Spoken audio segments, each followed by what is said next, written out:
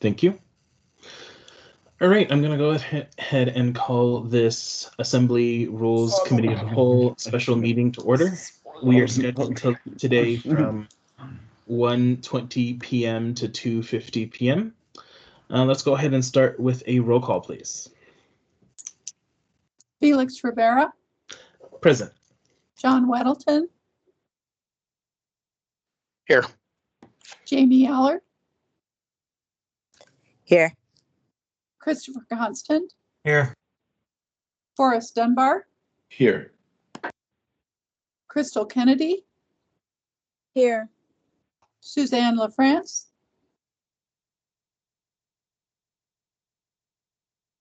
Cameron Perez Verdia.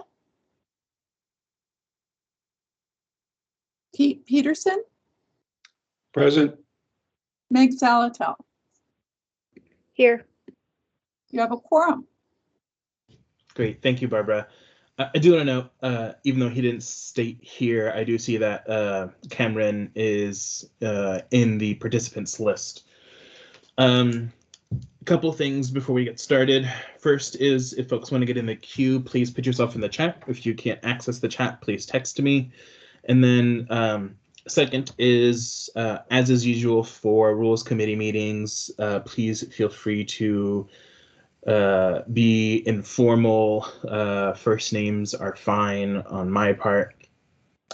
Okay, so the purpose for today's special assembly or special rules committee meeting, we just have one thing on our agenda under unfinished business, and that is to have a discussion to talk about takeaways from the anti-racism and equity dialogues, and just have a discussion on some next steps.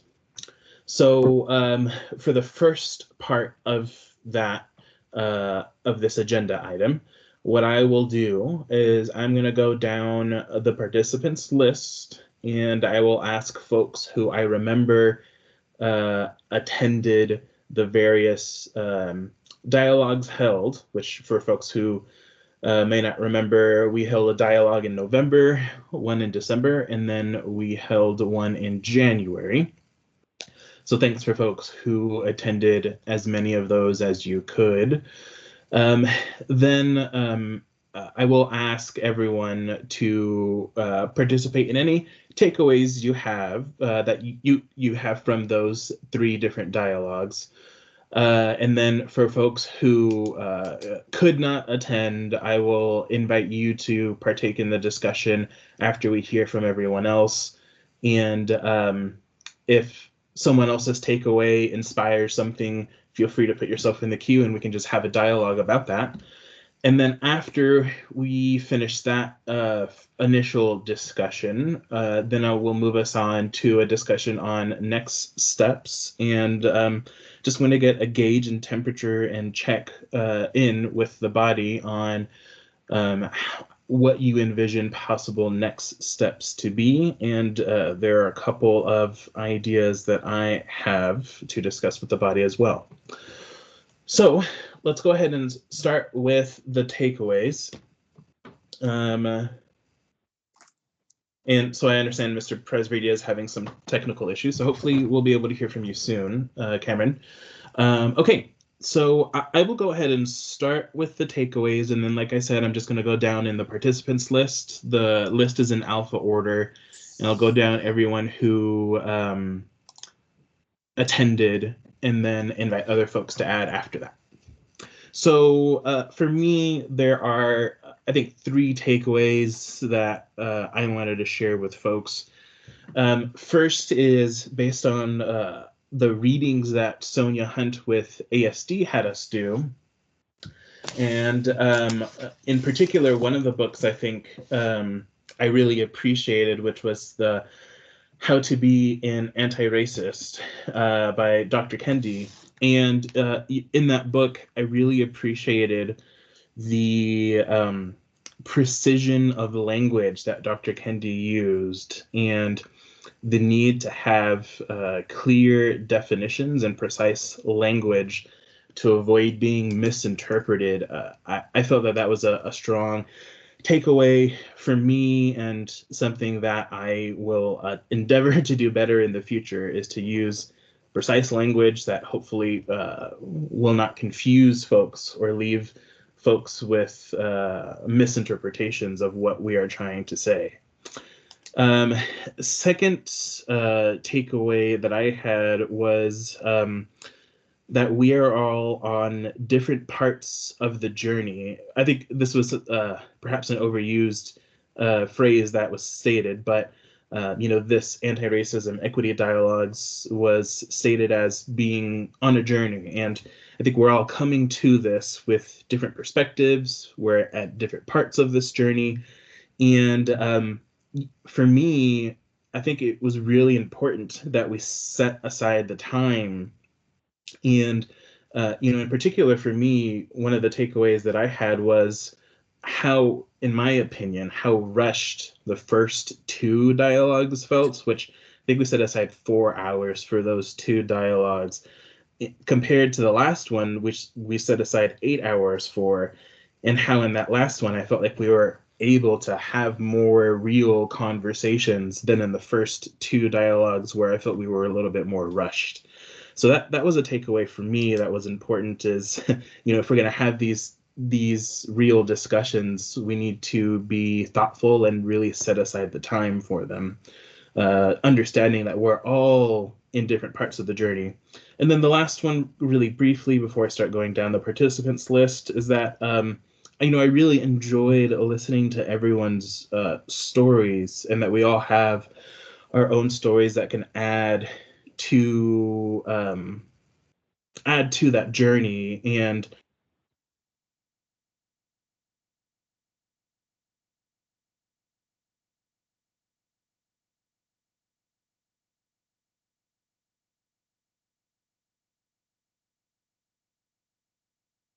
those were some of my takeaways. So now I'm going to start going down.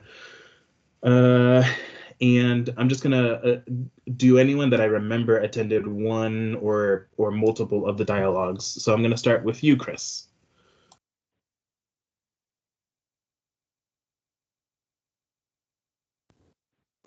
Well, I thought that the part that I did attend was very interesting, the breakouts in particular.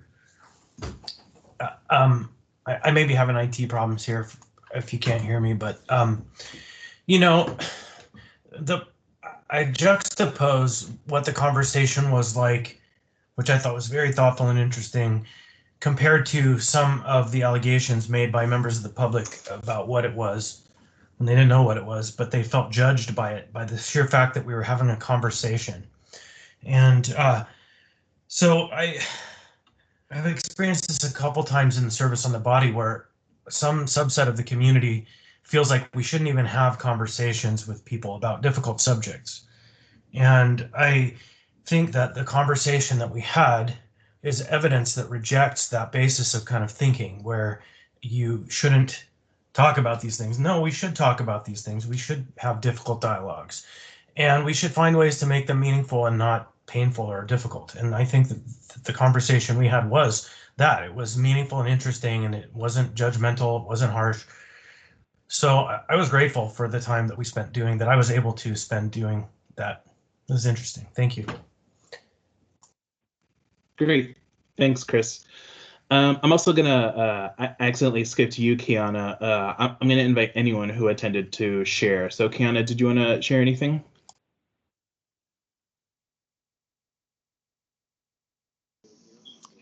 I'm gonna just leave it up to you guys. I'm just here to listen and see what you guys are doing moving forward. Great. Fantastic. Well, if you want to jump into the conversation later on, feel free to. So next I see Forrest.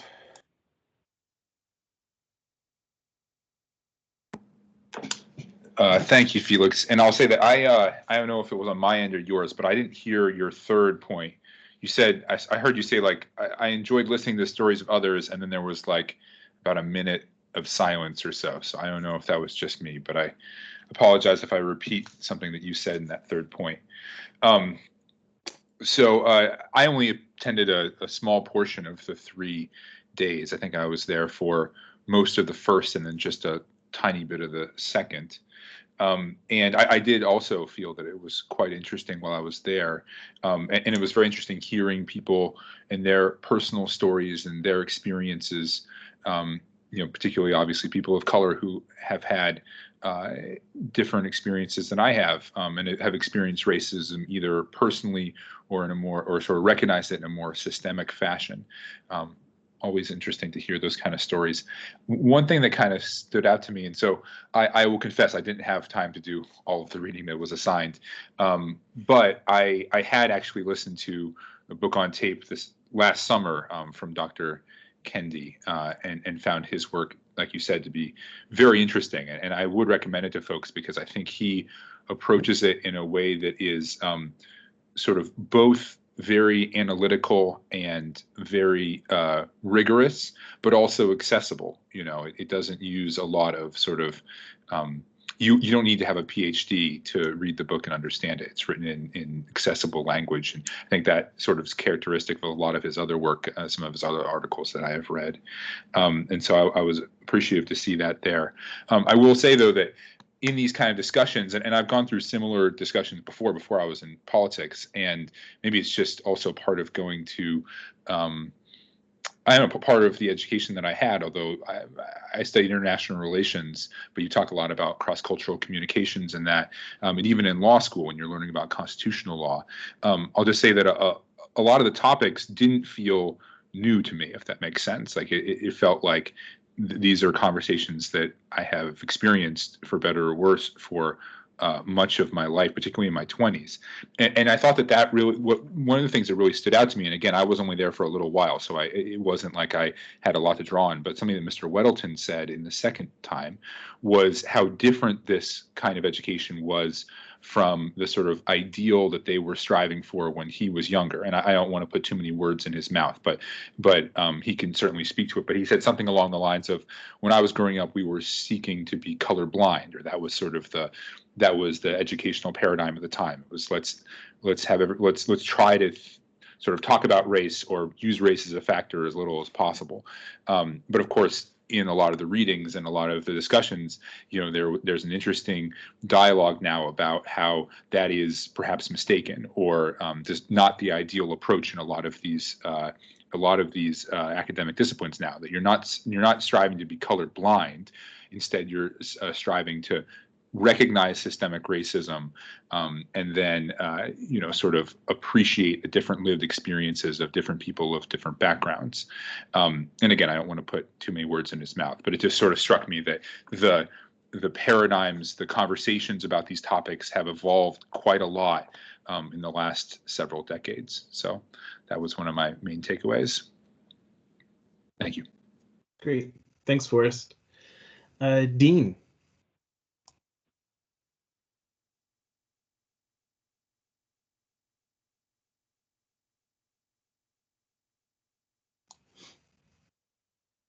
Dean, did you want to share any takeaways? Oh, sorry, I'm sort of multitasking. But I did hear some of your comments, Felix and Chris's and Forrest's, and really agree with you guys. The conversations evolved, and there were some very educational perspectives of this topic. It's also sort of a taboo topic, and the First Alaskans Institute made it very comfortable and a safe space, and then making sure we took some breaks to stretch and rest our eyes.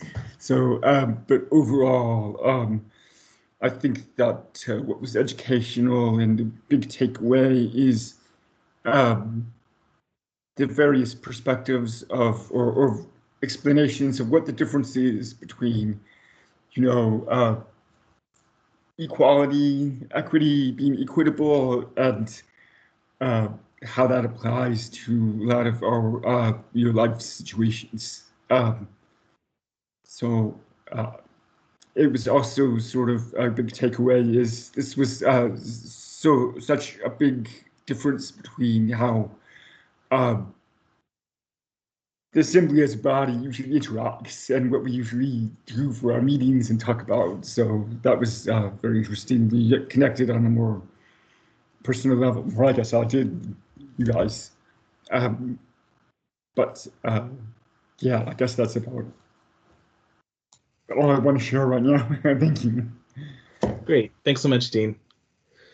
All right, going down the list, the next person I see that I remember attended one or more of the sessions, Cameron. Can you hear me, Felix?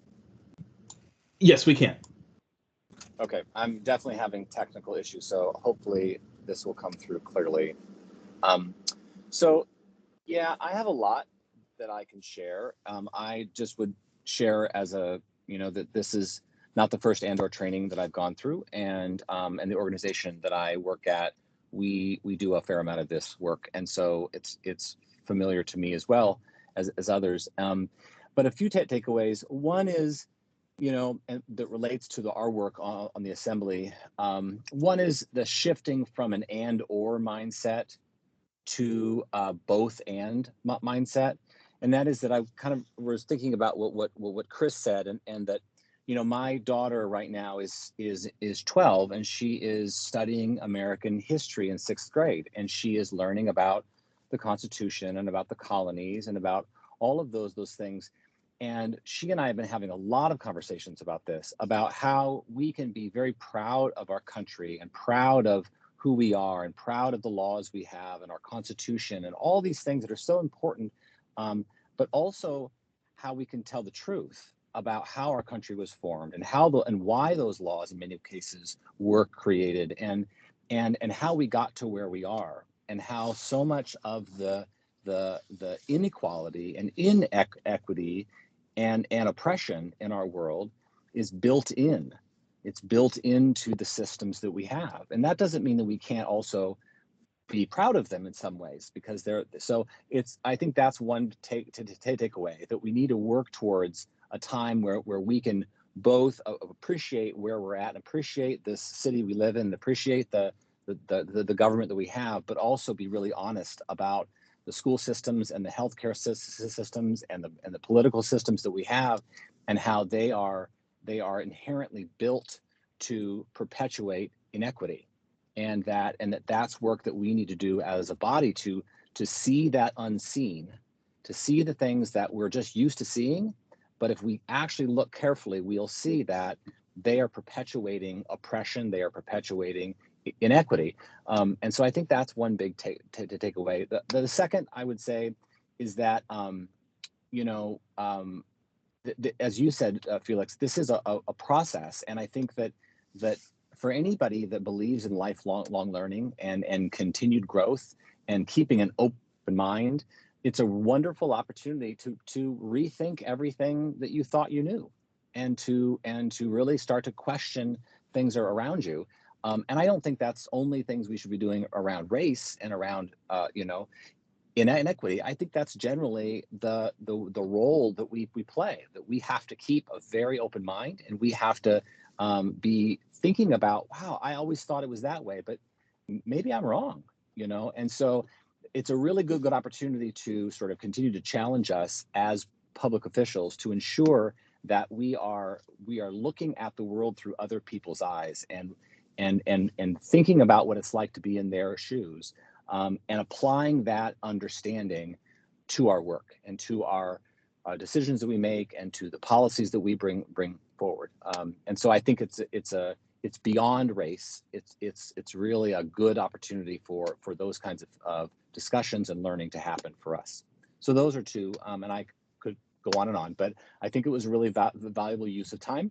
And I think that I would really encourage the assembly and the municipality to continue to think about how to have this kind of work be a normal part of professional development and for training, because I think it's going to add tremendous value to our ability to serve the people of Anchorage. Thanks. Great. Thanks so much, Cameron. John, did you want to share any takeaways? Yeah, absolutely. Yeah, and I appreciate Cameron's comments and definitely participation, and I learned a lot. You have such an interesting history. It really and it's so opposite of mine. Kind of like Forrest is saying, when I was high school and college, this, I mean, of course, this is not totally new, I mean, read Black Like Me, writings of Martin Luther King and Malcolm X and others, but it was quite a bit different then, I mean, you'd say judge not by the color of your skin, but by the content of your character. Those were the marching orders by this great civil rights leader. And we don't talk about race. We move forward colorblind. And then reading this White Fragility, I'm going, okay, well, this certainly brings out some new concepts here. And I was worried about, I read that before we had our first class. And in that one, I think this woman just slowly collapses into self-loathing. And I say, well, that's not very productive. The Kendi book, I haven't finished, but I think like Forrest says, it's a lot more fun to read and broaches these concepts in a way that's very helpful. But, I think for the most part, so I remotely connected and it read this stuff in college, but that was so long ago. And it just kind of moved on fairly oblivious, thinking, okay, we are making steady progress. So things are good. We're still moving forward. But then we saw last summer and what went on, and I went, holy smokes. And I think for a lot of people, like me, that was an eye opener. What is going on? And a lot of the focus was on the individuals, George Floyd, he was a criminal guy. He did this thing, maybe got what he deserved. And then Breonna Taylor, well, wrong time, wrong place, or something, focusing on the people. And I realized, you're really, that's focusing on kind of the match when there's this powder keg that's been sitting there all along that we weren't noticing, at least some of us. And that's kind of where I go, okay, wow, there is something really big here. And the progress that I kind of assumed was we were moving forward and doing well, clearly hasn't been enough, fast enough. And there's a lot of seething anger and problems. And that's not good for anyone. Whatever position you hold in society, how much money you have or don't, if society has that kind of incredible weakness in it, we're all in trouble. So it's not something we can ignore, and we need to deal with it. And so I think these classes kind of help with that, highlighted, well, how do you view this, and certainly the idea of equity and, equal opportunity versus equity and so on is important. And that's something that it's easy to lose track of. So those discussions were real helpful. One concern I have at this point is, so we've kind of flipped this on its head, where it's not ignore race, it is focus on it and consider it because it's important. And, kind of reading these books are still somewhat academic, and the people training us are clearly very steeped in this in academic level. And I just wonder, and it's important, and not to say they're wrong, but how much of our society has made that switch to that viewpoint? And if the assumption is, oh, this is what people think, it probably isn't. I think most people, certainly my generation, still are, Martin Luther King's the guy, we should follow his guidance. But it's been changed. And I think throughout society, people, and I think Kiana, who may be bashful speaking, but you are that kind of generation. Was this new to you, or is this in your, is this that racism should be talked about and not be a factor? I'd be interested in just find out how deep in our culture is this thinking, or is it just starting at academic level and it's going to slowly work through this, the rest of our culture? Because I think if you go too fast with it, people are going to wait a minute. Their heads will spin. Mine did. Go, wait a minute, this is totally new. And ultimately, I don't want to lose sight in all of this that we have an incredible country here. We are so fortunate. The anyone born as an American has a leg up on everyone else on the planet. And we see that because so many millions every year are risking everything they have, their lives, everything, to come to this country, all races, all nationalities. And we see them, this huge issue down at the border. Look what those people have risked to come to this country because we offer so much. So whatever flaws we have in all our ways, we are still the place to go. We are very, very fortunate, and not to lose sight that we're Americans, and we are really fortunate for being born Americans, or being here now. Thanks. Thanks, John. Go ahead, Meg. Do you have anything to share? Sure. I get a back cleanup here with the Z's. So a couple of things. One, I appreciated the participation, and I wish I could have participated more. It was much more fulfilling experience than I was expecting. I had read the texts on my own for my own edification, but I really did enjoy the conversation. I think it really highlighted the intersectionality of race with every facet of life. And I think that's really important to keep in mind as policymakers. I appreciate John's comments just now. And I was thinking to myself, I think if you are a person of color, these things are always on your mind. And it is now the opportunity for those who are not people of color to really recognize this intersectionality and the impact on BIPOC people, that policies that are in particular, come from a very good intention. I think America was built on good intentions with some unintended and some intended consequences that really have unfortunately affected people of color in ways and that are unacceptable. And it's up to us to recognize them, recognize the achievements, but then strive to be better and be better, not just strive. So I appreciate that we got to have the conversations.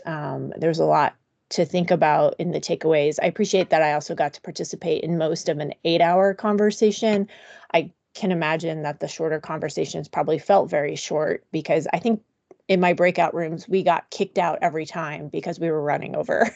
And I want to just highlight, I had one or two breakout rooms with the ombudsman in the breakout session, and that was really good because Daryl was able to put some historical context into where benign policy had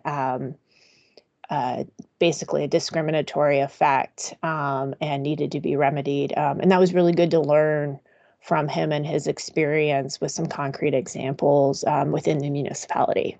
Thanks. Thanks, Meg.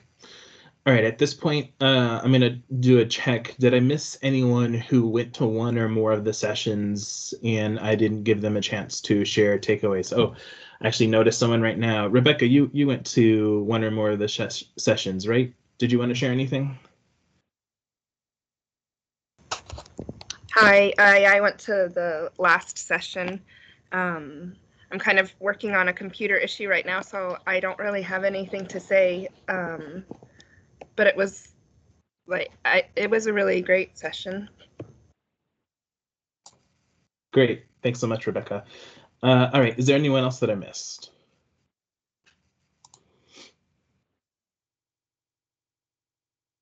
Okay, got it. Thanks. So yeah, thanks Barbara for that reminder. So Barbara went to the first session, but she has no comment other than it was a good session. So thanks, Barbara. Okay, so at this point, I'll go ahead and open it up now, whether you went to any of the sessions or you didn't, just open it up to discussion on takeaways. And I will go ahead and, since I don't see anyone else in the queue, I will start. And again, inviting anyone, if someone said something that made you think, aha, feel free to put yourself in the queue, and then we can just have a discussion on our takeaways. Yeah, really want to thank First Alaskans Institute and Sonia Hunt for that atmosphere that they helped to create. I heard several folks talk about how very comfortable that this was, and I think folks are highlighting that because, at least from what I understand, some folks haven't had very comfortable experiences. They've been very negative experiences when they do these types of dialogues. And so I really appreciate what First Alaskans and Sonia were able to do with us, and to make it a space where we could really make mistakes, and it's okay. And then, yeah, just wanted to comment on something that John said, which was on going too fast. I'll be honest, I chuckled a little bit, John, when you said that, because coming from a different perspective as a person of color myself, and having good relationships and talking with a lot of BIPOC community leaders, I think it tends to be the opposite point of view for most of the people of color that I talk to. They think we're going too darn slow on some things. So yeah, I think there's so many different elements that lead to your thinking on anti-racism and on equity.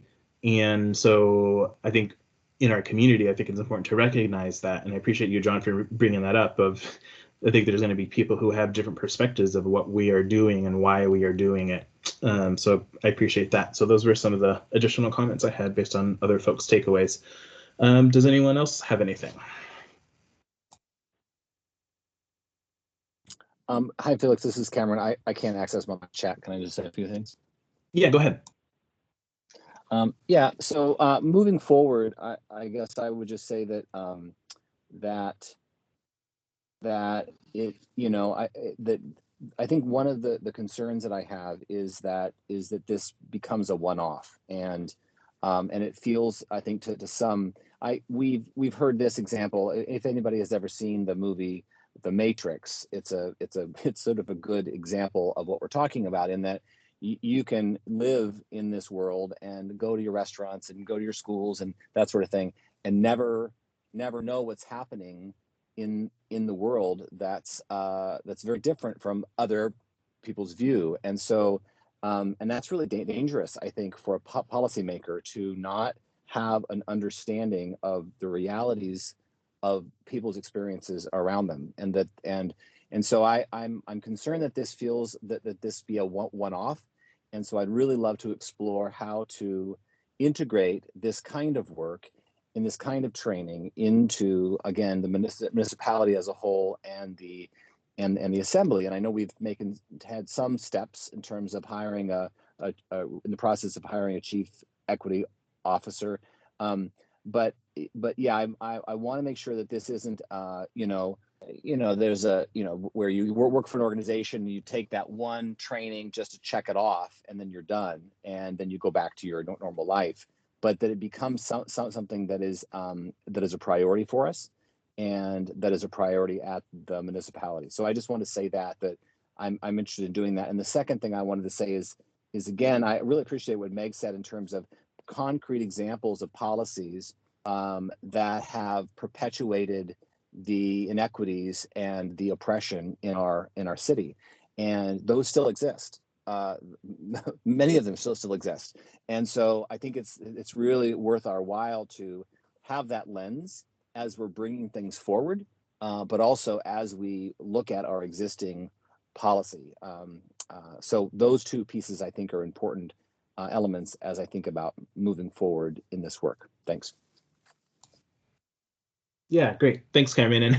And I hear in your voice that you're ready for that next discussion on next steps and what do we do from here. So that's I think something that we are gonna go on to here very shortly. But I just want to make sure we have space if anyone else has any other thoughts. So yeah, we'll definitely get there. At least start that today, Cameron. Chris, go ahead. Thanks. Our conversations were rightly held in the context of our experience in the world and how we relate to others and these interesting and challenging dynamics. We are representatives in a representative form of government, and representation matters, and it means different things to each of us in our own way, to our own neighborhoods. And I find my neighborhoods tend to, for the most part, have a very high concentration of people who are not white, people who are Black, Indigenous, people of color. And so to me, the issues that we talked about in this training in some ways happen every month on a regular basis for me. It's like part of the flow of a conversation with this community council or that neighborhood. And I know that the session that I was able to spend enough time in, meaningful time, the conversation really was around wearing the lens or hat of policymakers and policy. And so similar to your kind of appraisal of what Cameron's conversation was about just now, about what's next, for my part, I'm hopeful that in future conversations we talk also not just about our own experience, which is important. You got to start there, but about how these issues relate to our constituencies and our community. To take it to that kind of an analysis and action level is very important. So the encounter experience is important to start, and then the question of, what does this mean to our work? Great. Thanks, Chris. Meg? Yeah, thank you. I just wanted to follow up on Chris's point. I think in Midtown, to some extent, particularly in the community council arena, we have not a lot of representation at community council by the BIPOC community. Some of that's just demographics of neighborhoods, but some of it is also just, jobs and family and all the other things that go along with just living life. But I think it's important as representatives to bring that perspective in, even where it's not necessarily representational in a neighborhood, to explain the broader perspective and why policy needs to consider such things, because it's not on the minds of those who aren't living that experience or thinking about things from that lens. So it's a really great point, Chris. I appreciate that you raised that. And just, it's a good reminder that if we ask, as school board member Margot Bellamy would say, who's not in the room, and we notice folks aren't in the room, I think we should make it incumbent upon us to really think hard about, are we being inclusive even when the room may not be? So, and thinking about the inequities that might be inherent in something that's being discussed. Thanks. Thanks, Meg. All right, I'm not seeing any other discussion on takeaways. So yeah, let's go ahead and move on. Great segue, Cameron and Chris and Meg, on sort of discussion on next steps.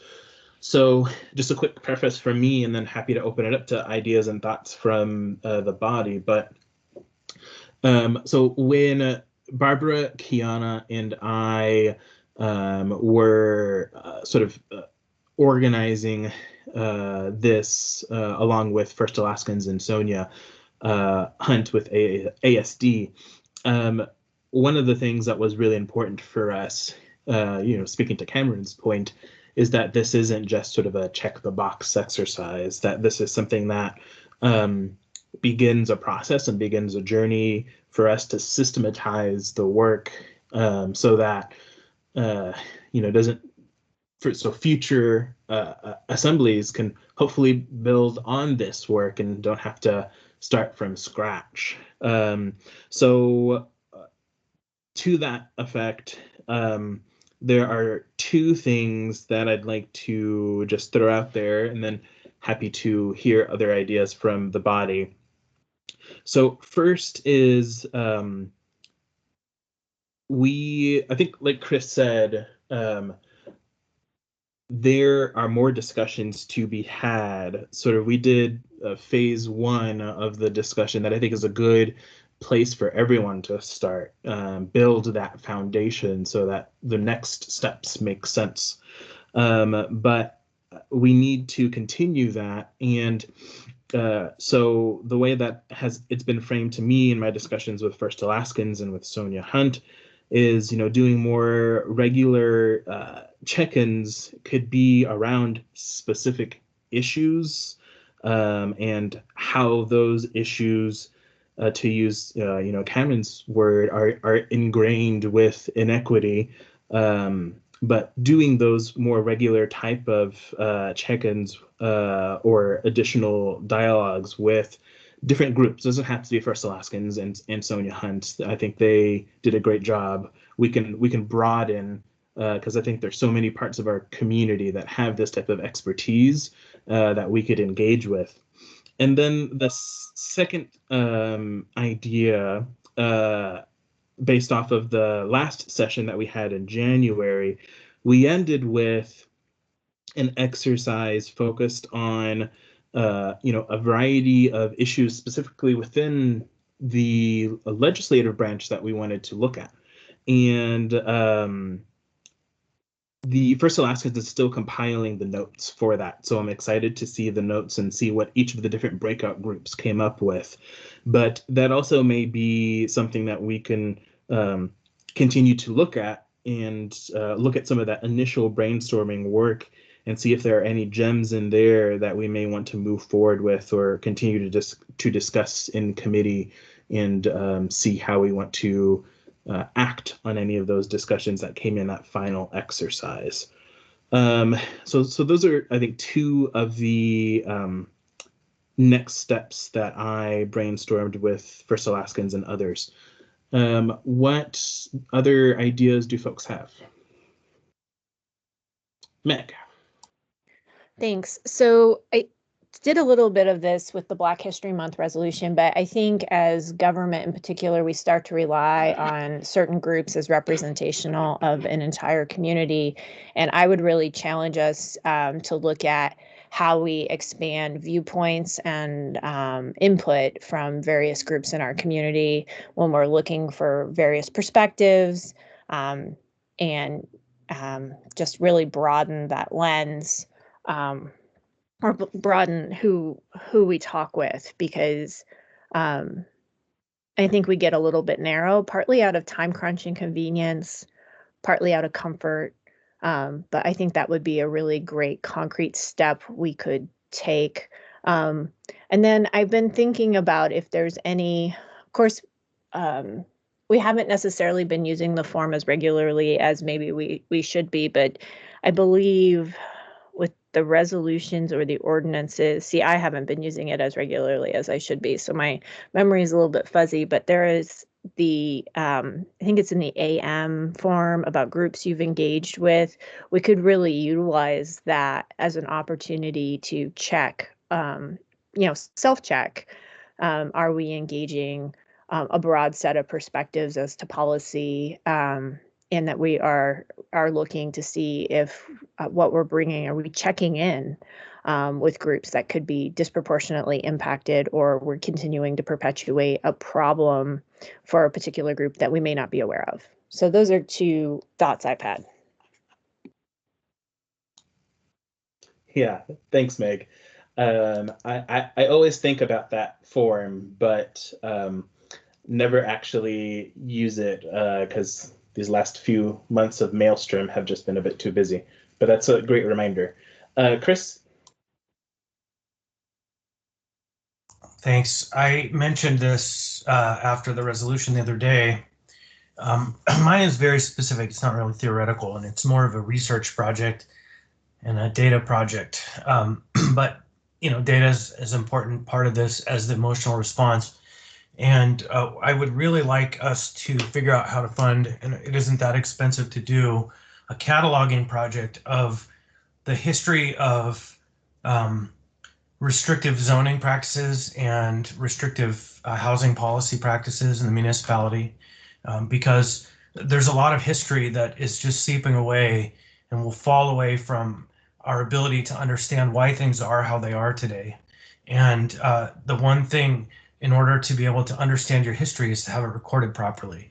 And so that's a very specific thing. I'm going to hopefully be bringing forward some proposal in first quarter to do where we hire a historian and a data person to go through the maps, to go through the plats, to capture for us the actual restrictive language that was in law and in our plats, so that people can see how and where this happened, because knowing that will inform a better future where we do away with the impacts of those policies of the past. Great. Yeah, thanks for that reminder, Chris. Any other discussion on or thoughts on next steps? Cameron, I see you're unmuted. Yeah, I feel like the guy. Yeah, I can't use the text. Can you hear me okay? Yeah, we can. Okay, good. So one of the things, and this is really, really challenging, but it goes a little bit to what Chris is saying, and that is that we can develop data collection systems to be able to have one methodology to identify inequity, right?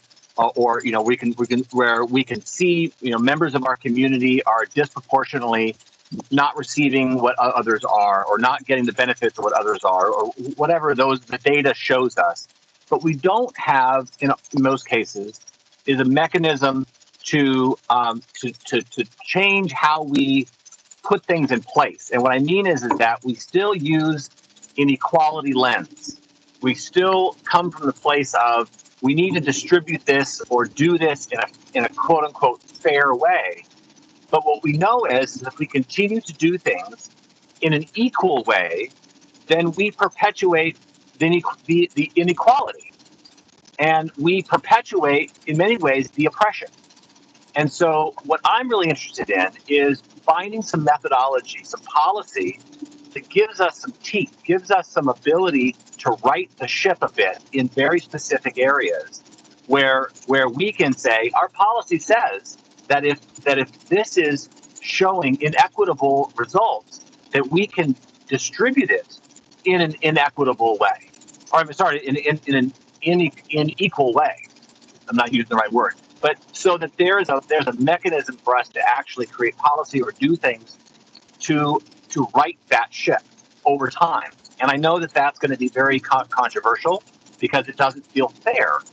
But again, if we continue to do things in the same way, we continue to use an equality lens to do the work we do, then nothing's going to change. And so I don't have anything specific to say right now, but I would be really interested in identifying whether it's within, as Chris is saying, our housing, or whether it's in terms of how we just distribute funds, whatever area we want to look at. I'd really be interested to figure out if we could develop something that would give us a process and a way to distribute the things that we do to help to right that ship. So I hope that came across clearly. But I'm really interested in that, and I'm interested in anybody else's ideas about where we could start with that kind of work. Thanks. Yeah, great. Thanks, Cameron. I understood that. John? Well, thanks. Following up on kind of Cameron's points, there are examples with kind of road projects and how they're ranked through the AMAT's federal funds. Kind of those equity issues are explicitly in the ranking, and we're working on kind of fine-tuning how we are dramatically changing the way that we score various projects, but that remains part of it and through a federal requirement. So it's not, so it's being done in some places.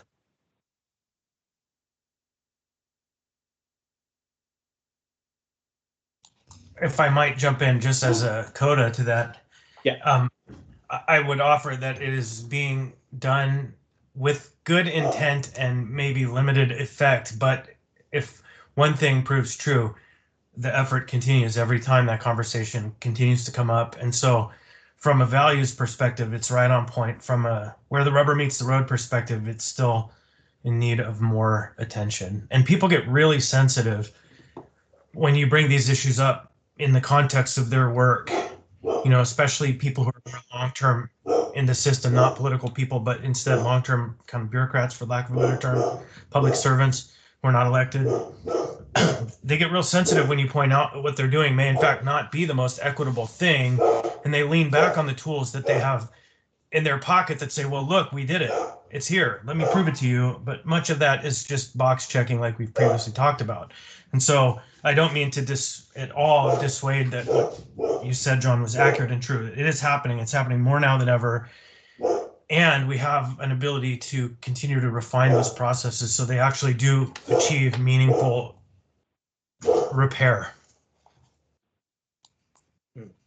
Thanks. Meg?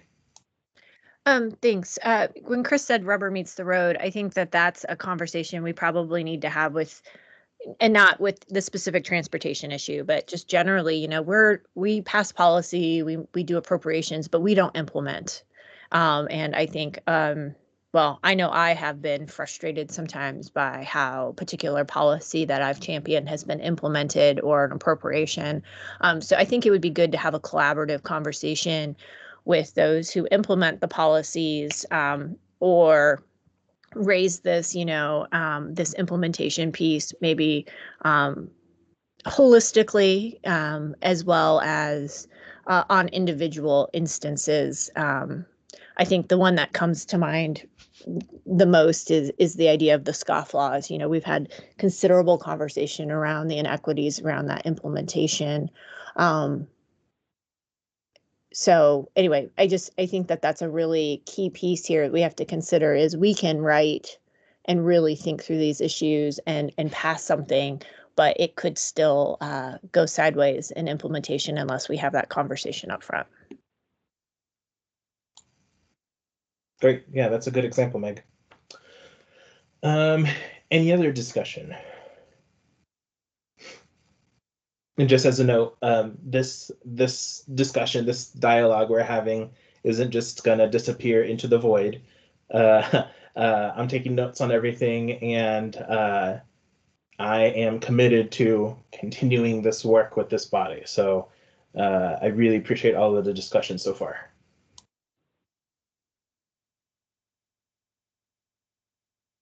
So I have a really interesting segue here, if that's welcome. Yeah, go ahead.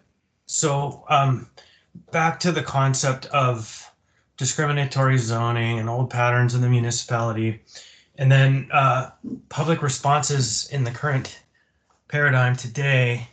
I sent to the clerk a listing on MLS, and I want to invite members of the body to do a tour of some properties that are just on the market that we had before us, and I think most of us were on the body then, maybe not all of us, that a neighborhood got really angry about the possibility of changing the zoning on a piece of land because it would ruin the character and quality of a neighborhood.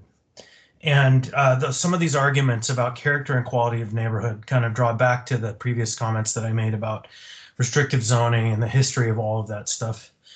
And in some ways, we have a win in these properties that are just listed, because the assembly kind of listened to reason beyond the kind of intense opposition by a very small group of people living very nearby a project. And the project is now done and on the market, and the neighbors all love it, and it's amazing, and it's at a price point that is unheard of in the municipality, which means it's an affordable housing unit effectively. And so I want to point out that, and I want to invite folks, but I don't want to make a public meeting where we all go to this place at once. I want to schedule it in small groups with the guy who built it and maybe the realtor. So my point is that we have actually several means in front of us to ensure that equity is built into the system, even beyond the idea of kind of adding favor to a certain sector or another, in particular in relationship to housing and housing policy in the municipality. And so I'll be via email extending an invitation to everybody who's interested in seeing these properties. But the properties exist as a marker for us that we can show success in this conversation in the real world, in concrete and bricks and mortar. Thanks, Chris. Looking forward to that invite. Any other thoughts? And also want to just make sure to make space, hear from anyone who hasn't had a chance to share yet, if you have anything you'd like to.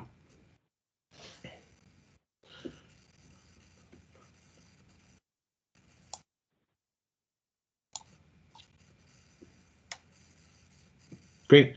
Wonderful. Well, I really appreciate the discussion today, and yeah, definitely look forward to future updates, or, I encourage members, if someone had an idea that they liked, to reach out to each other and maybe start thinking about those. But otherwise, as I have been doing in the last few months, I will continue to use the Rules Committee as a platform to discuss all of these issues, and yeah, really looking forward to moving that discussion forward and continuing to go on this journey together. So unless there are any other final thoughts, again, thanks everyone who was able to attend any one of our sessions. I think Barbara did send out to everyone on the Assembly email the recordings of the 3 sessions. So yeah, please listen to those if you haven't had a chance to, and feel free to reach out if you'd like to discuss anything after you listen to those recordings. All right, well, thanks everyone. This is our last committee. Oh, actually, I forgot. This is a committee meeting, so we have audience participation. So I'm gonna go ahead and open it up to audience participation. I see one member of the public. Would you like to speak? Hello, Eugene. Yeah, go ahead, Mr. Haberman.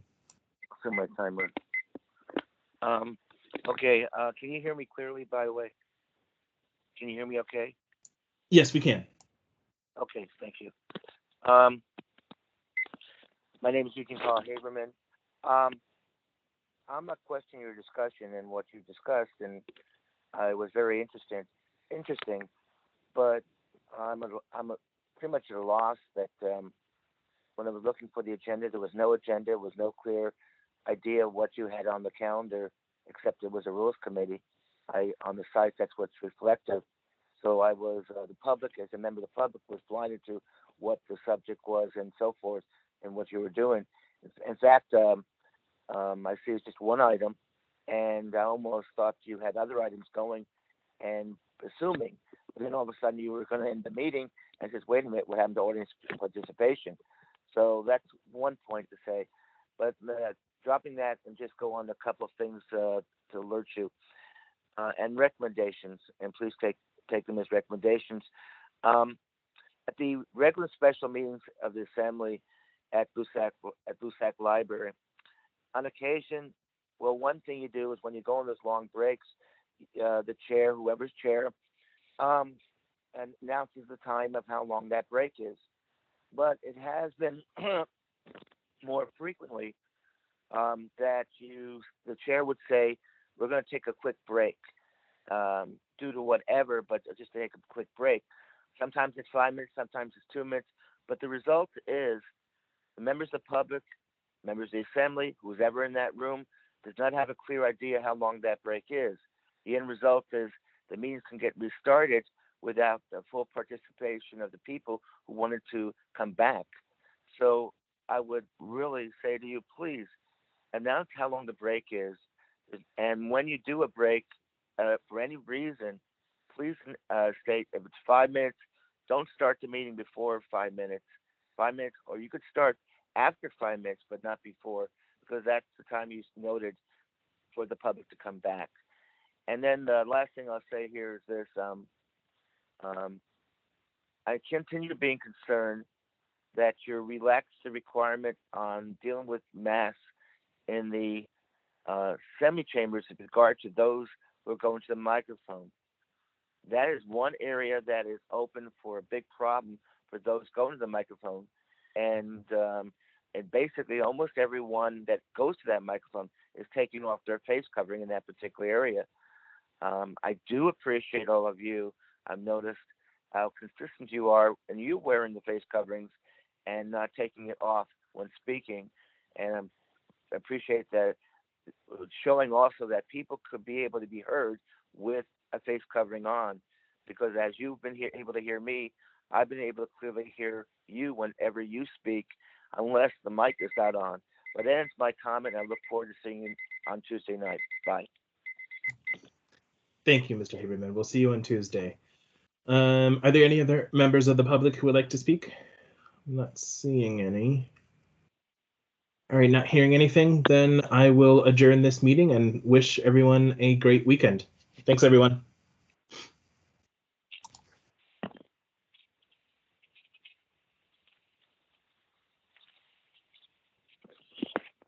Thanks, Felix.